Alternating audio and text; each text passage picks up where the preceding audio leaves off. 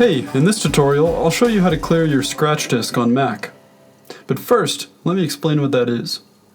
Scratch disk is part of your hard drive space that Photoshop uses as a virtual memory source when there's not enough RAM to complete a task.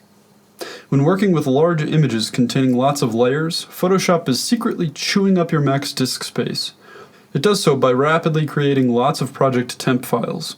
What can be done about this? First, clear your Photoshop cache. There's a built-in tool in Photoshop for that, and just when you open an image, click the Edit menu button. Now, hover your mouse over Purge to reveal 4 different options. If an item is grayed out, that means it's already been deleted. Select the specific item you'd like to delete, or select All to delete all of your caches. And you're done! Hopefully your scratch disk is now clear. The second thing you could do is erase your temporary document versions. By this, I mean intermediate file revisions with hundreds of minor differences. They're still there, taking up space on your Mac. How do you clear them up? I found a way to do it with CleanMyMac X, by far the easiest Mac cleaning tool out there. You need to download its free version, the link's in the description. Or easier, just Google it.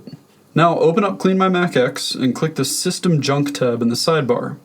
After the app scans your system for junk files, don't rush to click Clean, but instead click Review Details.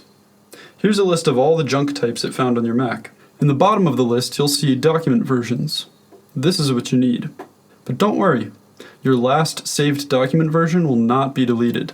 You can keep the final and the original versions of a project and delete all revisions in between. That's it. You've got some free space again. Explore the rest of the app, it really is helpful. Okay, check out the description for some more tips, and see you next time.